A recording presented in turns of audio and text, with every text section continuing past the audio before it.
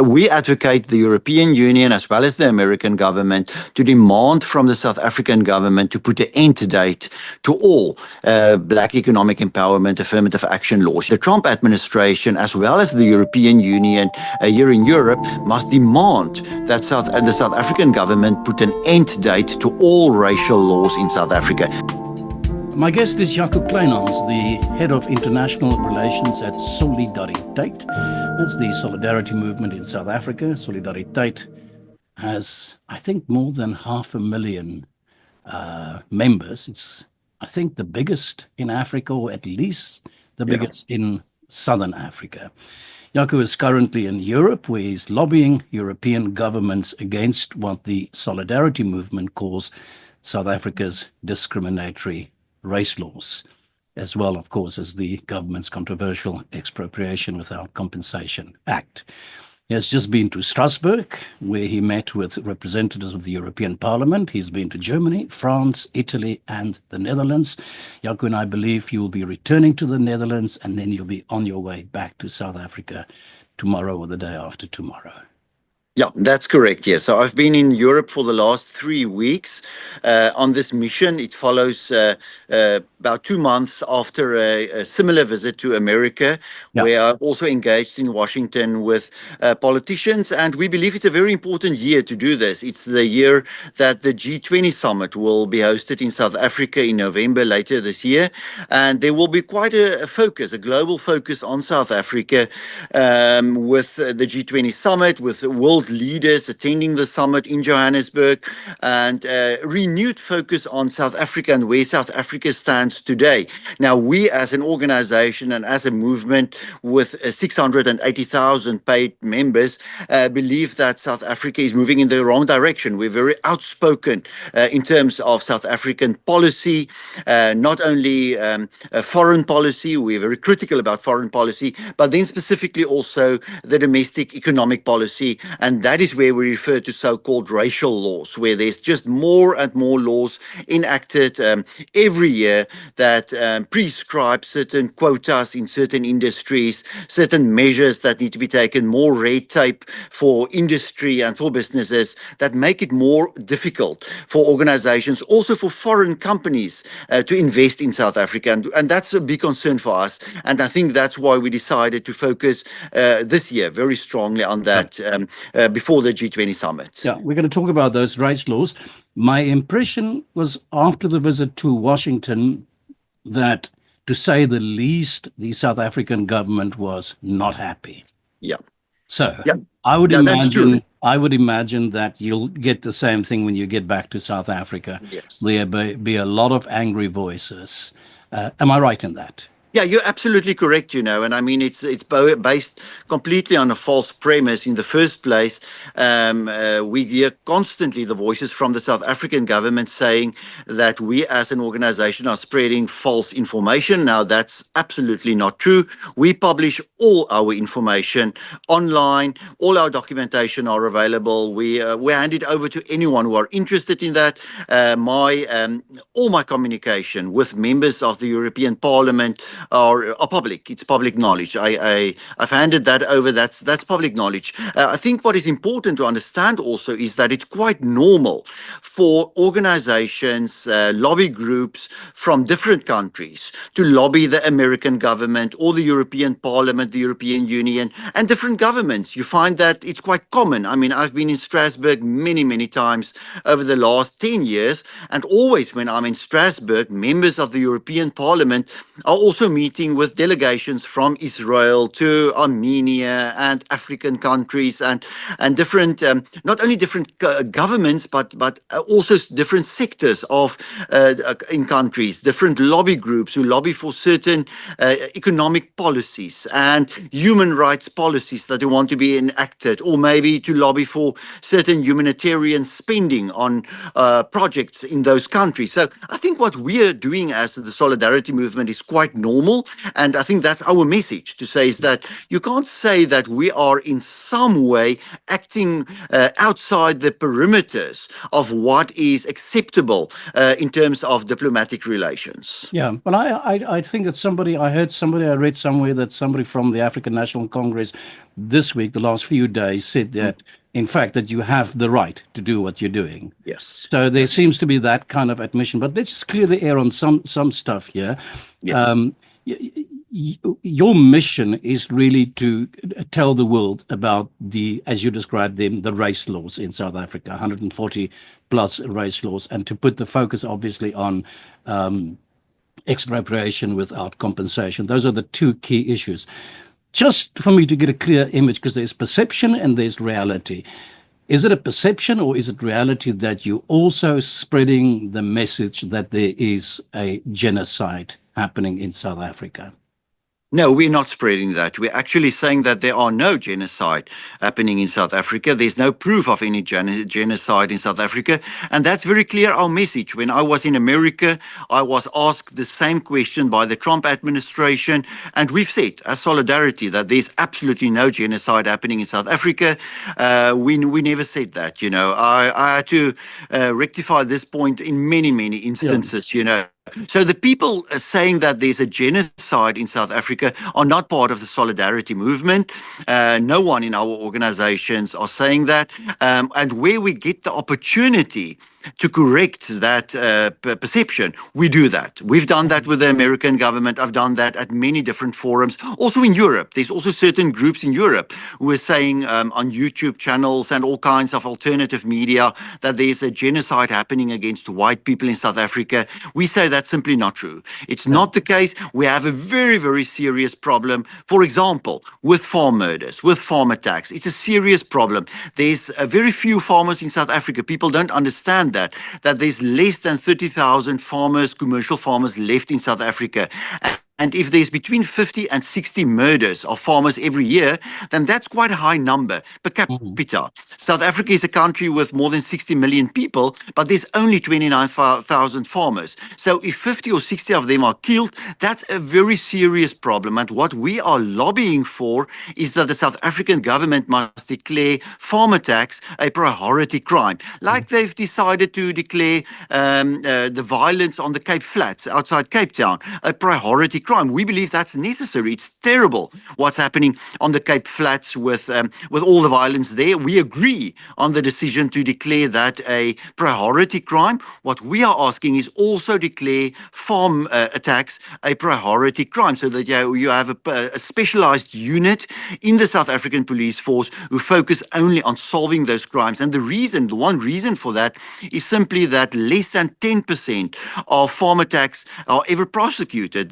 The people who commit these attacks are never found and rarely prosecuted successfully. And we need a specialized unit for that. There's a big difference between asking that and saying that there's a genocide happening in South Africa. Okay, I get that. Let's talk about this visit. Which countries have you visited? So I visited the Netherlands, Belgium, France, Switzerland, Italy, Austria, and Germany. And I've engaged in different forums in some countries with parliaments and members of parliament in certain countries like the Netherlands and Belgium. I visited in France the European Parliament during the monthly plenary session in Strasbourg, and met with politicians in different forums in Germany and in Austria, for example. So it was broadly an opportunity to engage with people who will in some form attend the G20 summit or some of the events before the G20 summit. There will be a number of events in the next few months before the main summit in November. And we believe that it's important that these voices from Europe, from European countries who are members of the G20, I'm thinking of Germany, the Netherlands, France, Italy, and some others, but also the European Union, to engage with South Africa about the increased racial laws laws and the way that it becomes permanent in South Africa. We believe that's the one issue that is contradictory to international law. The fact that we are now already 31 years in the democracy in South Africa, and we still have not only the current racial laws, but we actually have stricter and stricter racial laws in South Africa. Yeah, is that also a short summary of your mission here? It is campaigning against the continuation of the race Yes. laws, not the race laws itself or the idea of the race Yes. laws or what motivates the race laws. It's about the continuation of the race laws. Exactly, absolutely. I think that's a very, very important point. That if you look at certain resolutions from the United Nations, it says that you may have things like affirmative action and certain discriminatory laws in a country, but there must be an end date. There must be a clear process of how it will be phased out. And now in South Africa, that's not the case. None of the laws, not affirmative action, black economic empowerment, or any of the many, many other laws that prescribe quotas at universities or the financing of NGOs or the way that small businesses can do business with the government. There's just so many racial laws in South Africa. None of those laws have a clause in them that says this is the way that we will phase it out. This is what needs to happen for this law to be phased out. It becomes permanent. We have really a permanent structure of racial laws in South Africa, and that's not in terms of our own engagement with the United Nations, with the International Labour Organization, with the Human Rights Commission of the UN. That's not in accordance with international law. So we're pushing that very, very hard for that specific point. Now, what is the status then now, Jaco? Are we creating, is government creating more laws? Yes. So the heat is on for more race laws. Absolutely. I mean, there's still new laws being written by Parliament and committees in Parliament regularly. There was a recent law enacted a few months ago that prescribed that certain companies now need to pay certain fees towards a new racial fund where the money will only be used to finance black businesses. That's a new law that will put actually an extra tax on certain businesses, also on foreign companies.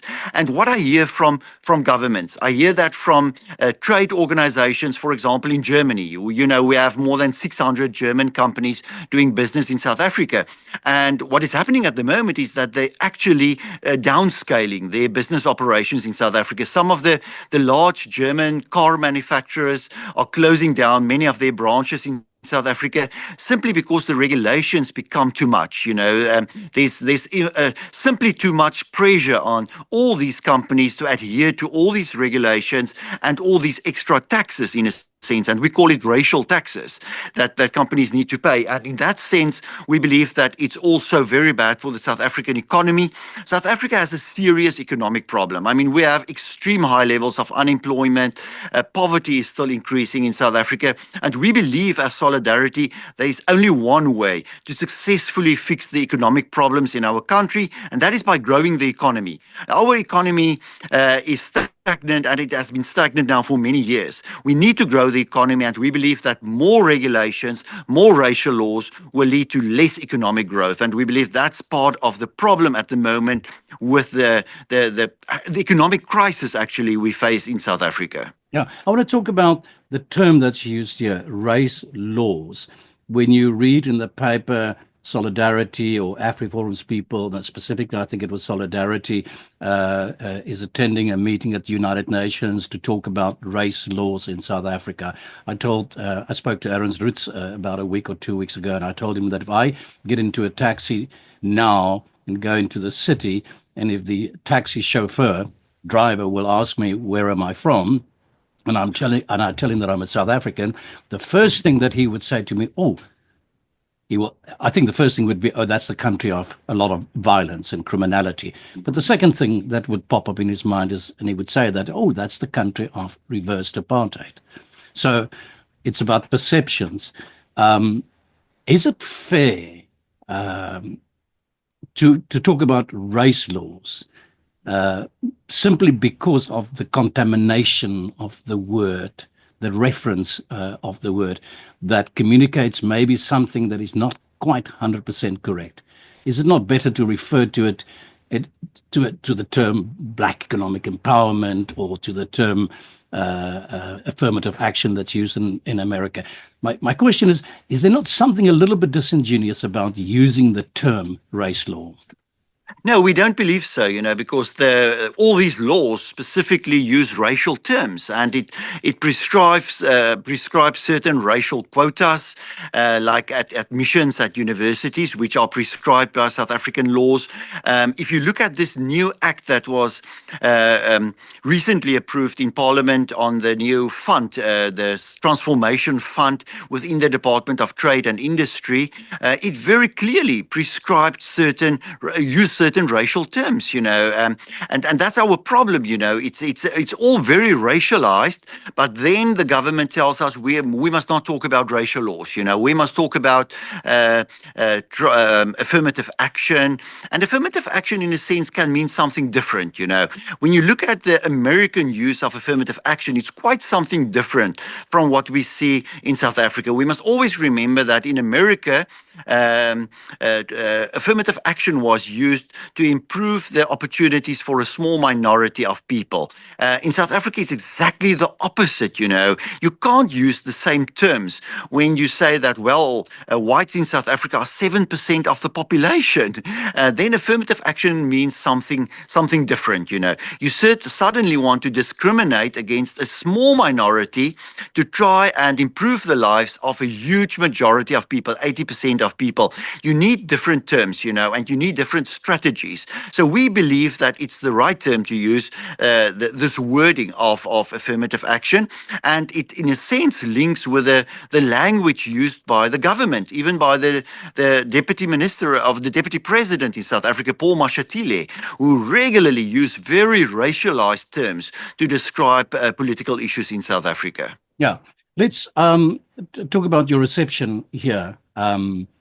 And not too long ago, it was very difficult for any European country to criticize Nelson Mandela, South Africa. Yeah. Let's call it that, because there was a romanticized vision of Nelson Mandela, and one could not say a thing about South Africa that might reflect negatively on the country. That has changed in the meantime. It has. It has changed immensely. I think the Mandela period is over. People were in the Western world, in Europe and America, very positive during the 1990s about South Africa being an example to the rest of the world. A peaceful transition, people of different backgrounds, also different racial backgrounds, coming together, working together to improve the lives of people in a country. And that was the prospect of the 1990s, even maybe the beginning of the 2000s, during the early days of Thabo Mbeki as president of South Africa. I think you must always look at the past 3 decades in South Africa as 2 different periods. The first 15 years and the second 15 years. The first 15 years were a time of more optimism, a time of improved economic situations, very high international investment in South Africa, lots of hope, especially in the Western world, for South Africa. The last 15 years under first Jacob Zuma, but also more recently Cyril Ramaphosa, has been much more negative, much more skeptical. People looked at the whole issue of state capture during the Zuma years, the work of the Zondo Commission on state capture, and they say, but nothing has changed. We see still all the extremely high levels of corruption, all the problems in South Africa that are just getting worse. The problems of corruption, problems with government delivery of basic services, the maintenance of important infrastructure like electricity, roads, all the other infrastructure, the problems of education, where black education in South Africa is actually today worse than what it were a few years ago. And you look at all these basic issues, and people say to me in America or in Europe that they are really concerned about South Africa. They are really getting reports from their embassies in Pretoria that things are going the wrong way in South Africa. So that's a very general perception in most European countries and certainly in America. And that has changed immensely from when I started doing international liaison 21 years ago. Yeah. Would you agree with me, and I'm stating it now, that it would appear to me that the idea of the rainbow nation has been obliterated in the meantime, does not exist anymore? Yeah, Is in yeah, your no, absolutely. No one is talking about the Rainbow Nation anymore. And I think one of the problems with that is that South Africa were not able to move beyond race. That's the thing, that there was not a process of saying we need to get beyond this constant focus on race. I mean, if you look at simply the way that the president talks, his monthly or his weekly newsletters every Monday, the speeches of the deputy president Paul Mashatile, his recent speeches were all focused on race. You see that from different ministers, the Minister of Justice recently, the Minister of Trade and Industry recently. In most speeches, they focus on race. It's always racial issues that they focus on. They do believe that that will be an electoral success for them, that they can improve their electoral fortunes again in the future in elections as the ANC, if they do focus more on race. And I think in that sense, the world, and that's not only with the Western world, that's also when I engage with people from, for example, the Indian government. So some Asian countries are concerned about that. They will tell me that Middle Eastern countries from, for example, Turkey and countries like those, they always all say that they're really concerned that the country, the South Africa of the 1990s, the early 2000s, the Rainbow Nation country, that don't exist anymore. They see a constant racialized South Africa. They look at what the government are doing, what the government are saying, and it's all so much focused on rather creating divisions in the South African community, in South Africa as a nation, rather than bringing people together and to move beyond race. Yeah. Two questions, Jaco. Is it not deeply ironic that the people who were responsible for the creation of apartheid, once again, the perception, the Afrikaner, is now happens to be also now the people that are saying race, race laws, race? That's one part of the question. The second part of the question is, who do you talk to here in Europe? The perception, once again, is, are you talking to a couple of right-wing parties here, or do you find the doors to governments open or more responsive to you? Okay, so in the first place, yes. I mean, what is also important is that I think as Afrikaners, and I think I can speak in general, my feeling is that Afrikaners have moved beyond apartheid. I mean, Afrikaners, yes, instituted apartheid, but Afrikaners also ended apartheid. I think that's a very important thing to understand, is that there's sometimes a perception that it was the ANC who ended apartheid. It's not the case. I mean, apartheid could still have existed until today, but it was the Afrikaner who made the decision to make an end to apartheid, because Afrikaners knew that it was immoral and that they couldn't go on with the system of apartheid. Something had to change in South Africa. But I think Afrikaners also had the hope, like many other groups in South Africa, that when we move beyond apartheid, that we will get to a really fairer system in South Africa, where people of different backgrounds will be viewed as more equal, and I think we don't have an equal society today. We have a government that discriminates against minorities in South Africa, especially whites and especially Afrikaners, but there's also discrimination, I must be honest with you, against the colored people in South Africa.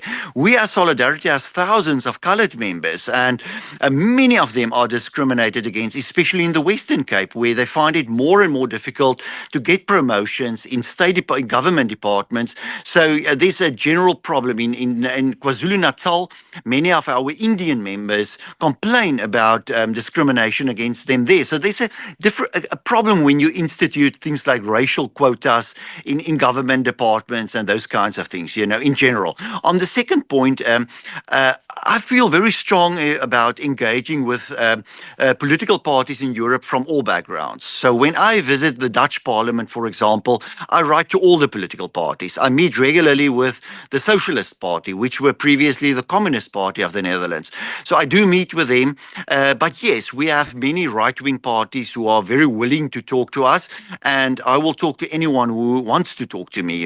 So I do that, but I don't necessarily engage formally with people that I don't agree with. But I'm willing to drink coffee with anyone who wants to find out, who want to get information about what's happening in South Africa. So yes, when I'm in Europe, when I'm in the European Parliament, I try to speak to people of all the different fractions, the right wing, the centre right, the liberals, the centre left, and even the left wing parties, which are in many instances more difficult to get meetings with. I think also simply because they don't have much of an interest in South Africa anymore. It's certainly more the conservative parties that do have some interest in South Africa, who have members, elected members, who do read about South Africa and who do think about South Africa. So that's true. But what is also interesting on your question about government, I mean, governments are changing in the Western world. We saw what happened in America with the Trump administration. We have the same now in Europe, in the Netherlands. We have certainly a more conservative government now in the Netherlands. So yes, I do know some of the ministers. I've met with one of the current cabinet ministers in the Netherlands of a more conservative party, and that's great. That's a great opportunity to have access to people who will, for example, attend the G20 summit later this year in South Africa.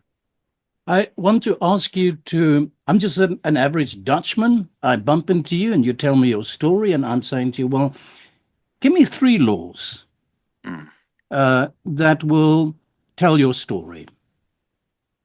Could you do that? Give me 3 laws that you say, these are the laws that I can use to illustrate to you what is happening in my country.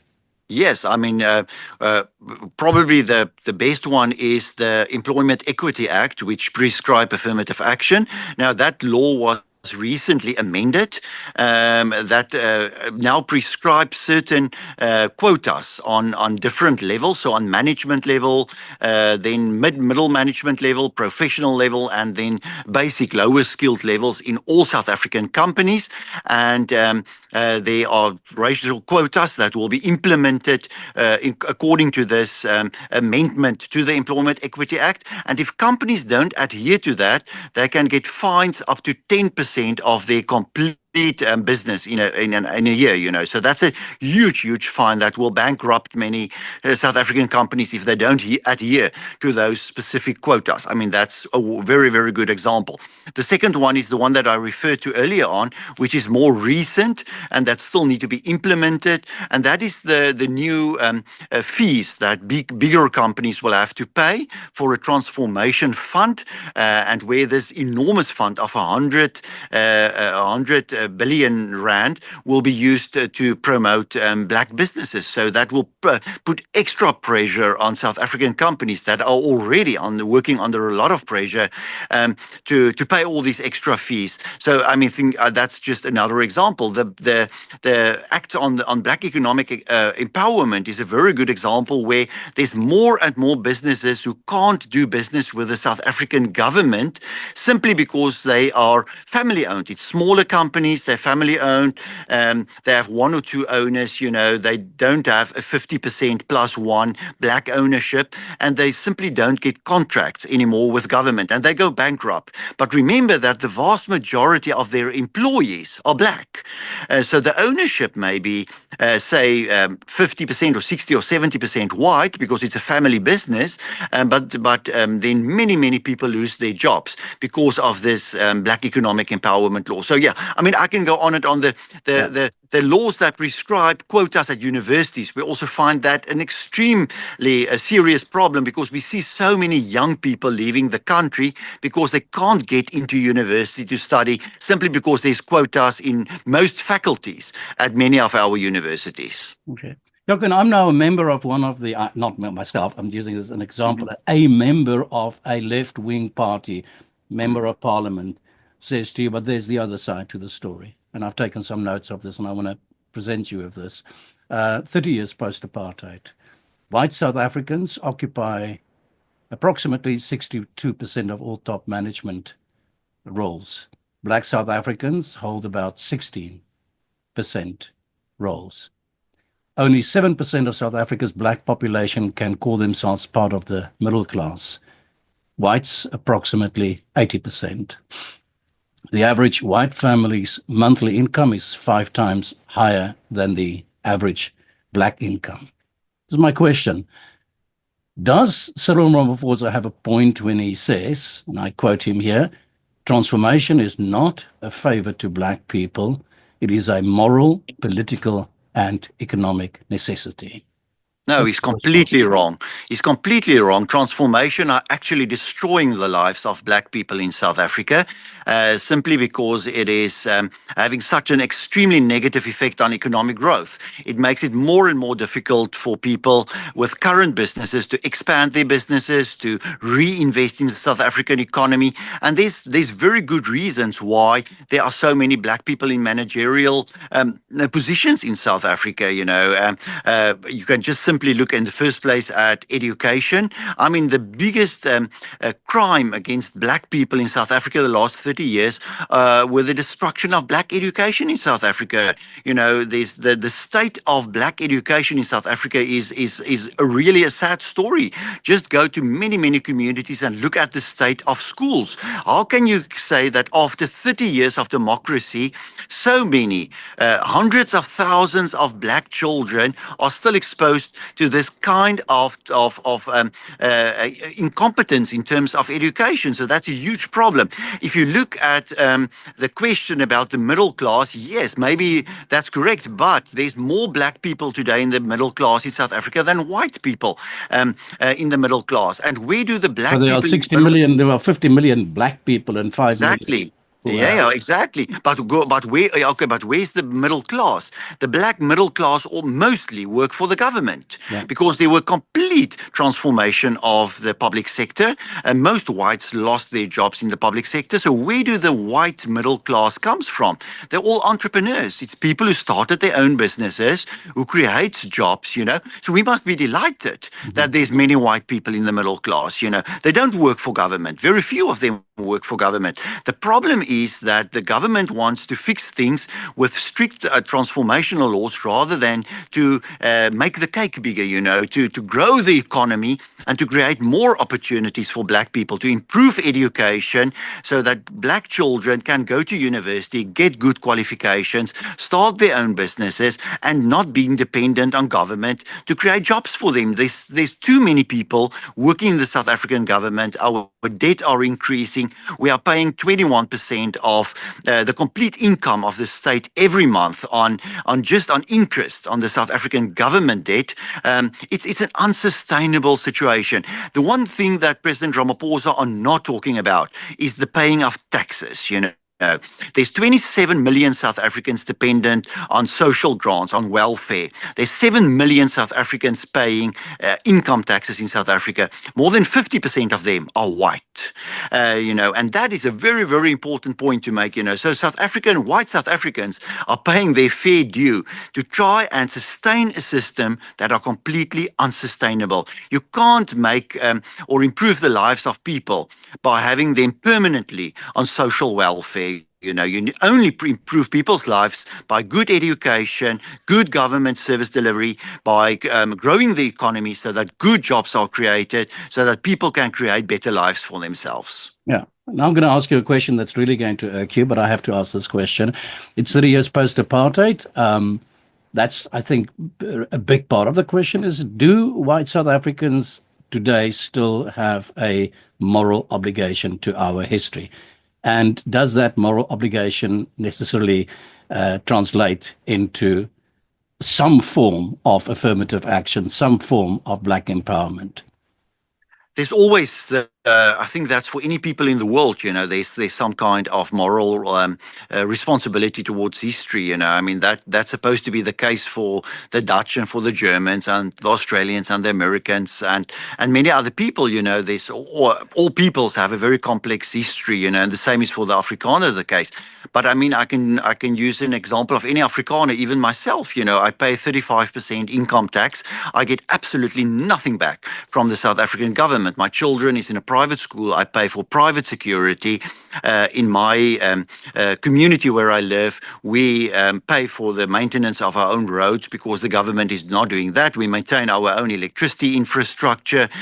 Yes, I mean, I need to pay double taxes just to have my children in a good school, to pay for private health care, and to maintain the roads in my community. So I'm paying my fair due to an absolutely corrupt government that are not doing what they're supposed to do. Because what the government is supposed to do is to create a safe environment for all South Africans, where there's good infrastructure, where the economy can grow, where there's good education, so that people can have better opportunities in future. And I think that is the big mistake. So I think Afrikaners are well aware of our own history and of South Africa's history.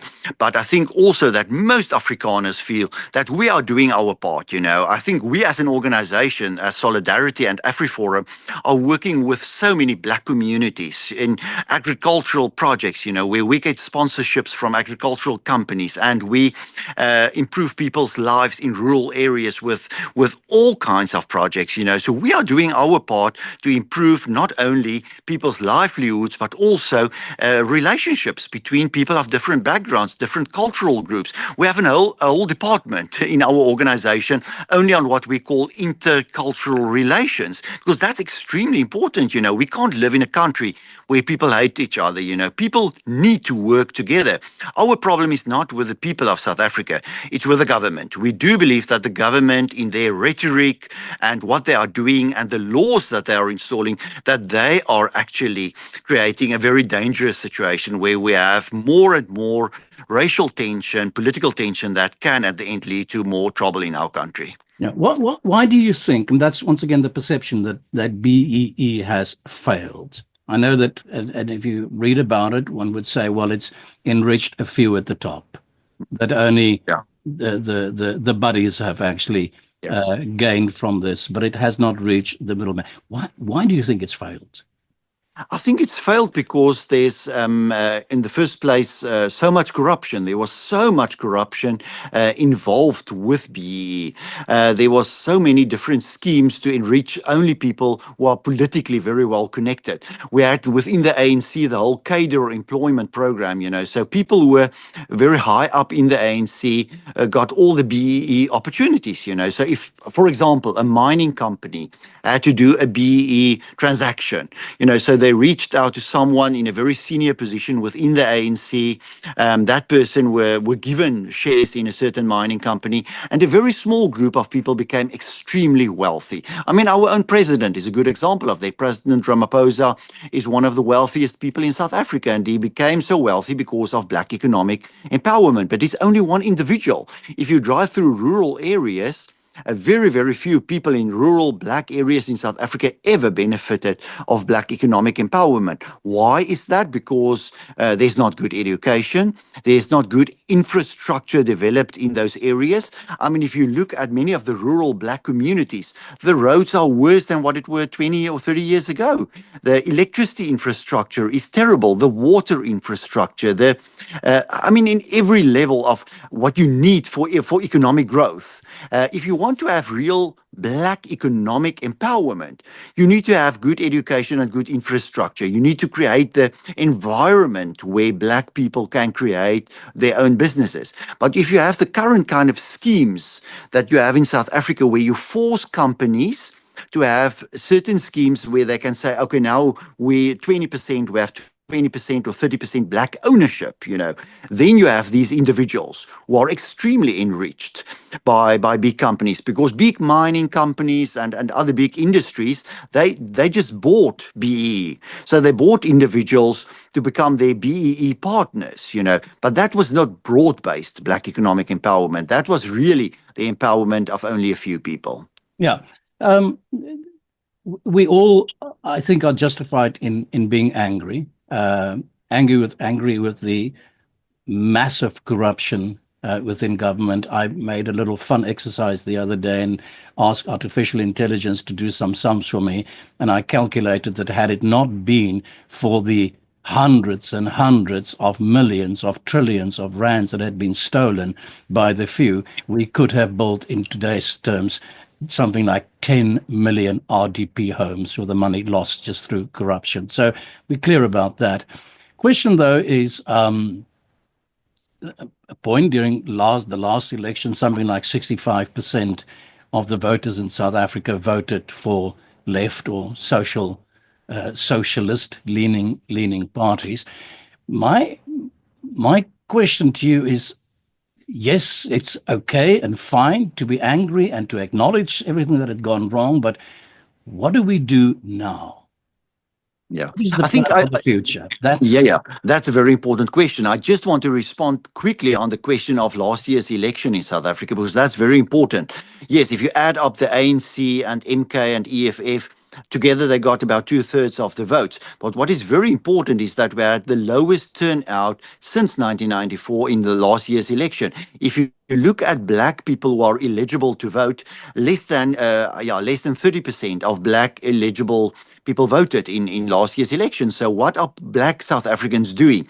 They're simply staying away. They're not voting anymore. So yes, maybe a large majority, vast majority of the black people who voted last year voted for these left-wing and far leftist parties. But the largest majority of black people simply didn't vote. About 75% of all black people didn't vote at all in last year's election. That's important, that people are, and it makes me worried, very concerned, because people say that, and there's very good polling about that many, many black people say that they don't find solutions in politics anymore. They don't think that politics will solve their issues anymore. So I think what we need to do is we need to find different solutions. We need to find different ways out in South Africa. We can talk about politics always for very long, and I think politics will always be a question of, yes, we just get a new government, just get a better government. But let's be honest, we now have a government of national unity, and they're not performing really much better than the previous ANC government. There's still so much internal battles in the government of national unity, which make it more difficult for them to move forward. There's very small successes in certain departments, but broadly speaking, in terms of policy, there's not a real policy shift within the new government of national unity. So what we need a decentralization. We need a focus back in terms of communities, and communities need to take up more responsibility. I think we need more activism. We need communities to come together. What we are doing is we are engaging with many, many different communities and cultural groups in South Africa to say, let's work together towards a different system for South Africa, a different South Africa. After 31 years of a very unitary, centralized government, we need something different. We need a decentralization of the South African government, back to provinces, back to communities, more power back to different communities where people can solve their own problems. So I think that's just one thing. It's easy to talk about fixing everything, but we know how difficult that is. I mean, the education system needs to be fixed, the infrastructure, the roads and the harbors, all of that need to be fixed. But I mean, there's no easy solution for that. Simply, if you look at the budget, the South African government budget, which is quite a mess with all the government debt. But I think what we can do is to demand a different system, to say that the centralized South Africa, where there's a unitary government in Pretoria who tried to govern a very complex country, a very diverse country, that has failed. So decentralize power in South Africa, give it back to the communities, and then you can have more competition between different provinces. For example, the Western Cape is doing very well.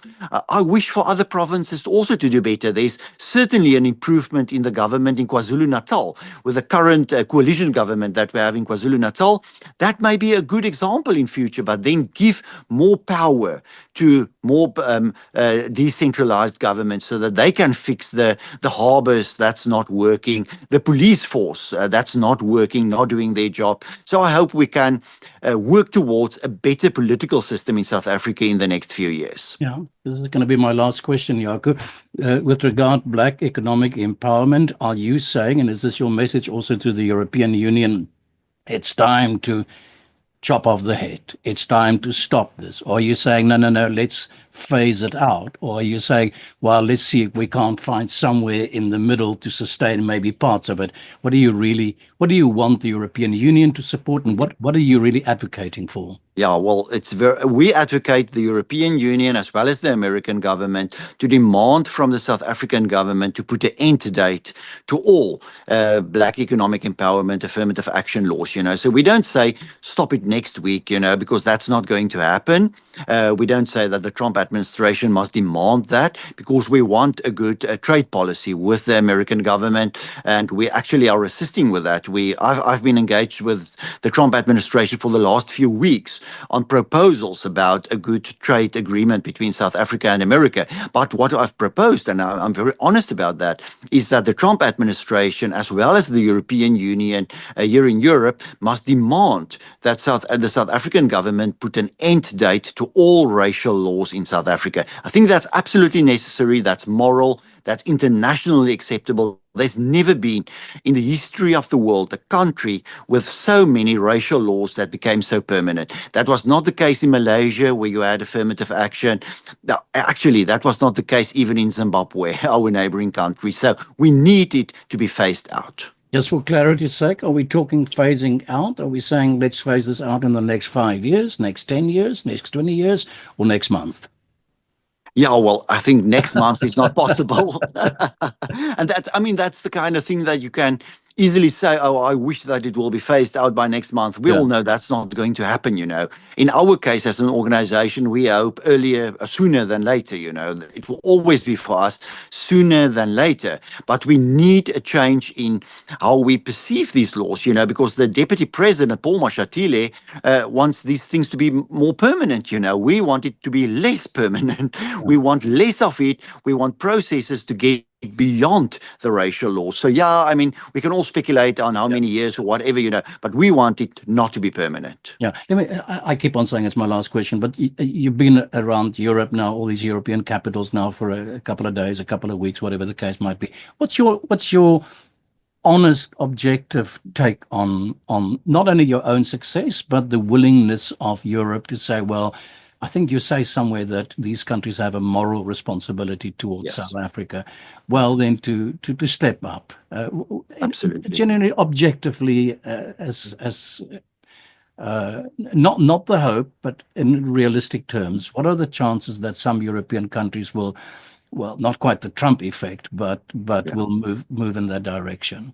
Yeah, there's certain politics playing in on that, So I think in certain countries there's more of a feeling that need to happen. In the current Dutch government is a good example. The Italian government is a very good example. They want to push the South African government on that. Giorgia Meloni, the Italian prime minister, I think, has very strong views. Also, some other governments in Europe. We still are looking at a response from the new German chancellor, but we do hope that he will be more responsive than the previous chancellor. I do believe that will be the case. I've engaged with the governing party, the CDU, the Christian Democrats in Germany, and we are pushing very hard through industry, also the German companies operating in South Africa, and to get them to engage their government to ask for this. So I think we are moving in the right direction. It's a question of the willingness of the Europeans to do more. What is very clear is that the Americans are leading at the moment. The Trump administration are really taking initiative, and the Trump administration are also willing to push this with their allies, and Europe is certainly an important ally. So I think what you will see is that with the G20 summit coming closer, there will be more pressure from the American government, also on Europe, to take a stronger stance on racial laws in South Africa. Jaco, are you planning a trip to Eurasia? Russia, China, India? I'm not planning a trip to Russia anytime soon or China. But yes, I think what we've started doing is also engaging India. We believe India is a very important country, also a very good example of a very independent minded country, you know. And I think India will be extremely important in future. But what I do plan is a trip quite soon to many African countries. So it's also for us as Solidarity very important to engage other African countries. I think there's some very interesting governments currently in certain African countries, and we want to engage with them, but also with other minorities in Africa. What people not always understand is how many minorities there are in Africa, and we also are looking at creating a broader network of African minority groups. So yes, I will focus very much also on Africa later this year. Jaco Kleynhans, thank you very much for this. Thank you.